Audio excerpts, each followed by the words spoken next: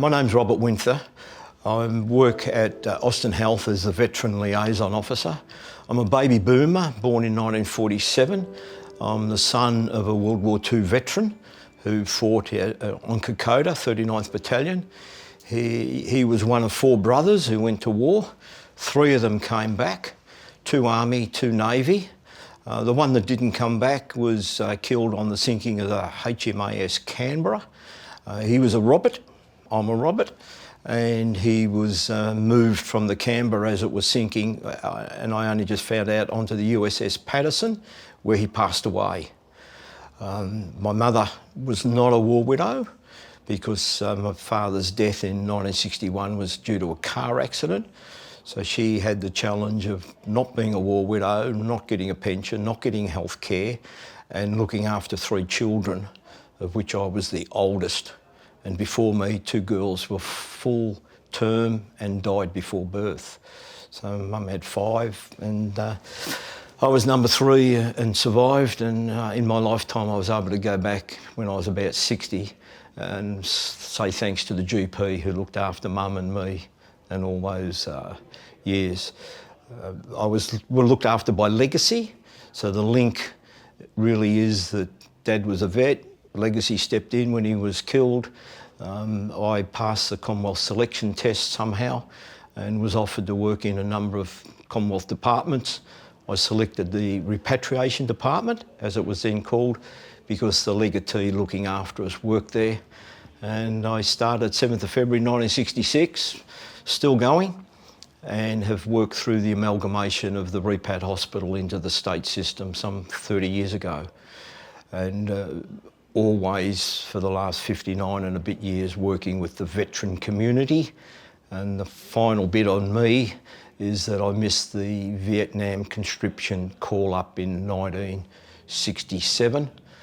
And I popped down to Phillip Island to the museum, and you can get on the computer and look up the 67 intake, and my birthday, 20th of October, was skipped around. The 16th came out, the 21st. So here I am, and I'm almost a bit of an honorary to the boys and girls, the guys that I work with, and I feel very privileged. The Repat's a pretty special place. It opened in 1941, World War II, and the Vietnam veterans put PTSD on the map. They came back. It was a terrible time, not really welcome. They were doing what the government asked them to do, and there was all this social problem. And many of them have been cared for at the Repat, the World War II's before them, and they need to feel comfortable in a healthcare environment. They need to recognise that they do need care. They want to see familiar faces. I'm a familiar face. Many of them, say in the RSL, go to the Kokoda gym. So they feel comfortable there, so they're getting a clinical service, they're being kept fit. If they have other problems, they can be referred to the appropriate part of the hospital. And they can pop in and meet me or have a coffee with me. I had a call this morning. One of the fellows was at the gym. A few of his mates didn't turn up, and he was ringing me for coffee. I'd already had 2 by 9 o'clock and said another day, but he lives in the same retirement village as me. So I'm lucky I'm in an environment where I work, I socialise with the veterans, we know each other, and we help each other, and I find it very hard to think about retirement because I want to be around to keep an eye on these fellows as they age, like me. The RSL and all the various veteran groups, of which there are many, but the RSL's a big one, it keeps them together. The vets who have served like to mix with like people, they understand each other. The RSL is a very welcoming and comfortable environment, particularly here at Camberwell. The Repat is the same. They can come along as a group and go to the gym. They can have coffee afterwards. They can come to our Anzac service, our Vietnam Veteran Service, our Remembrance Service, and feel part of a community. So the bottom line is they want to be part of a community, and the subheading is probably they like a community that has fellow veterans. The veterans, they've served their country, different eras of course, World War I, World War II, Korea and so forth, and the more recent deployments in Afghanistan and Iraq and whatever's happening particularly at the moment in the Middle East. They like to be together, and it's important to support them. They've served the country. The Vietnam era was particularly difficult when they had those problems of returning home, but they were doing what their country asked them to do. Other conflicts have been more welcoming, the more recent ones, but it is basically important to support them.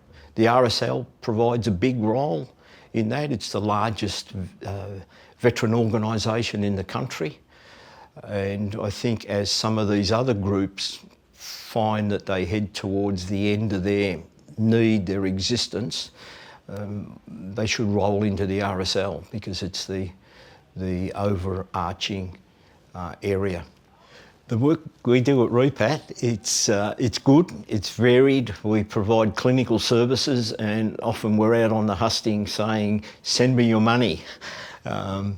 The RSL Women's Auxiliaries are extremely supportive with toiletries and pyjamas and all those extra things that support a hospital, not only for us at the Repat, but also the RSL VASI and the V Centre. But certainly over the years, a lot of financial support has come through the RSL. We then work to help each other. There'll be issues. Even coming here today, and a couple of hours ago, I get a call from regional Victoria, a veteran whose brother-in-law has got mental health problems in hospital, desperately needing him transferred to Ward 17 at the Repat, and I was able to go and see some staff and try and connect them so they would talk to each other, get his anxiety down, let alone the problem that the patient's going through. So there's a big support for each other in the process. I've seen a lot in my time. The work at the Repat over my period is going back to when every patient was a veteran. So there was this huge community feel amongst the patients. Most of the staff were veterans themselves, so I've lived through standing by the bedside of my early colleagues who were 20 years older than me. So many of the senior staff have come through and died at the hospital. I'm used to working with that on a regular basis. I've seen a lot of very sad stories. I've been involved on the edge of people who suicide. I had a son who suicided. I've lived it. And yeah, maybe I've hardened a bit to that. I can cope with all of that. And you do see that and the impact on the partners and the wives. And I've seen veterans who have probably arrested and been recovered who should not have been recovered. And I've worked with a lot of staff who were vets, and I can remember, and I was thinking of him today, the head of surgery, he'd be dead now, his name was Dr. Ian Hines. I used to wonder why he would crack it and walk out of a meeting. And then later on I found out that he was an ex-prisoner of war and probably had PTSD. So yes, seen a lot. I live with it. I'm a very positive person.